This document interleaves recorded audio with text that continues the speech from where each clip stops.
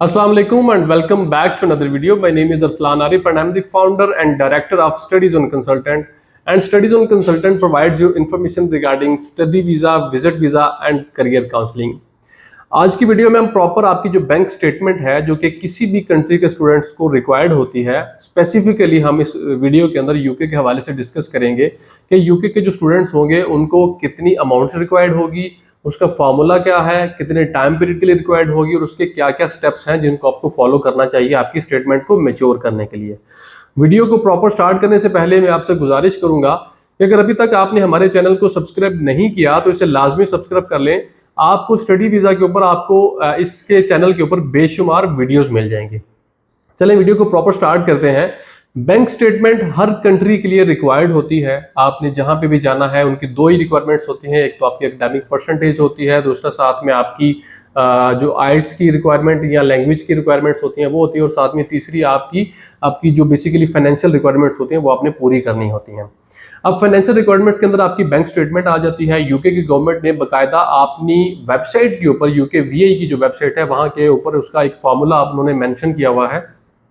वो इस तरह है कि आपने लिविंग एक्सपेंस की मद में भी अमाउंट शो करनी होती है और बाकी आपकी जो है आपकी ट्यूशन फीस वो भी आपने वहां पे शो करनी होती है। अब उसमें आपका जो लिविंग एक्सपेंस है वो यूके ने इनसाइड लंदन का भी उन्होंने दिया हुआ है जो कि 1334 पाउंड पर मंथ है। उसमें आपको उसको मल्टीप्लाई करना होता है 9 से, तो आपकी 12,006 पाउंड बन जाएगी। अब 9 से मल्टीप्लाई करने का मतलब ये है कि वो 3 महीने आपको एग्जम्पशन मिल रही है, वो उस सूरत में मिलती है जब आप full fledge with full force आप वर्क कर रहे हो, जो कि आपका समर होता है। समर में चूंकि मोस्टली जो स्टूडेंट्स हैं वो फुल टाइम काम कर लेते हैं, वो इतना इनफ कमा लेते हैं कि उनको उस टाइम की जो लिविंग है वो शो नहीं करनी पड़ती। उसके अलावा अगर आप आउटसाइड लंदन में चले जाते हैं तो उसकी 1023 पाउंड मल्टीप्लाइड बाय 9 के हिसाब से 9,207 पाउंड की अमाउंट बनती है जो कि आपने अपनी स्टेटमेंट के अंदर शो करनी होती है। अब जो स्टेटमेंट का फॉर्मूला है वो सिंपली ये है कि 1 साल की आपकी लिविंग होनी चाहिए, उसके अंदर बाकी आपकी जो ट्यूशन फीस है वो होनी चाहिए। अब फॉर एग्जांपल आपकी ट्यूशन फीस टोटल थी 14,000 1 साल की।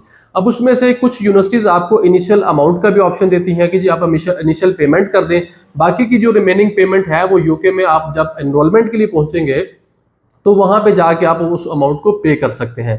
लेकिन हम तमाम ही स्टूडेंट्स को रिकमेंड करते हैं कि आप यहां से जाने से पहले कोशिश करें अपनी 50% की अमाउंट पे करके जाएं, ताकि जाके आपको वेरी फर्स्ट मंथ आपको ज्यादा प्रॉब्लम फेस ना करनी पड़े। उसमें क्या होता है कि आपने 7,000 इनिशियल या आपने 50% आपने पे कर दिया, पीछे बच गई आपकी 7,000। अब 12,000 पाउंड आपका इनसाइड लंदन का प्लस 7,000 आप अगर उसको ऐड कर लें तो तकरीबन 19,006 पाउंड आपकी ये बन गई। उसके ऊपर 1164 पाउंड की आपकी अगर मास्टर्स के लिए है तो 1 साल की आपकी इंश्योरेंस लगेगी। अगर आप अपने बैचलर्स के लिए जा रहे हैं तो उसमें आपकी उनकी जो 776 पाउंड की इंश्योरेंस है जो कि पर ईयर के हिसाब से कैलकुलेट की जाती है, वो आपने 3 साल के हिसाब से कैलकुलेट करके उतनी अमाउंट ऑलमोस्ट आपने वो भी, प्लस आपने जो आपके टिकट का एक्सपेंस आएगा वो भी सारी अमाउंट आपने तकरीबन 22 से 23,000 आपकी ये टोटल पाउंड में बनेगी अगर इनसाइड लंदन की करते हैं। अगर आउटसाइड लंदन की करते हैं तो तकरीबन 20,000 के करीब आपकी ये अमाउंट बनेगी। ये आपने अपने जो बैंक स्टेटमेंट है उसके अंदर आपने शो करनी होती है। अब आप इसके टाइम की बात करें तो जो यूके वीए की जानिब से एक टाइम आपको मैच्योरिटी का दिया गया है वो आपके 28 दिन का है। फॉर एग्जांपल अगर आप फर्स्ट डेट को अगर आपने बैंक के अकाउंट में पैसे रखवाते हैं तो जब 28 तारीख गुजरेगी उस महीने की, उसके 29वें दिन आप उस अमाउंट को निकलवा सकते हैं। अब इसमें यूके वीआई एक टर्म यूज करती है जो कि मेंटेन्ड की टर्म यूज करती है। मेंटेन्ड का मतलब ये होता है कि अगर आपने फर्स्ट को पैसे डलवाए तो 28 दिन गुजरने तक आप ना तो उसके अंदर से किसी भी थ्रू से ऑनलाइन कर लें, एटीएम कर लें, किसी भी वाया से आप उसके अंदर ना तो कैश इन होना चाहिए ना आउट होना चाहिए। जो अमाउंट आपकी उसके अंदर एक पड़ी हुई है वो एज इट इज पड़ी रहनी चाहिए ताकि उसमें किसी किस्म की कुछ छेड़खानी ना हो। इसको मेंटेन की टर्म यूज किया जाता है, ये है। उसके अलावा आपकी इसके अंदर कोई और कॉस्ट नहीं होती। टोटल 28 दिन की मेच्योरिटी होती है।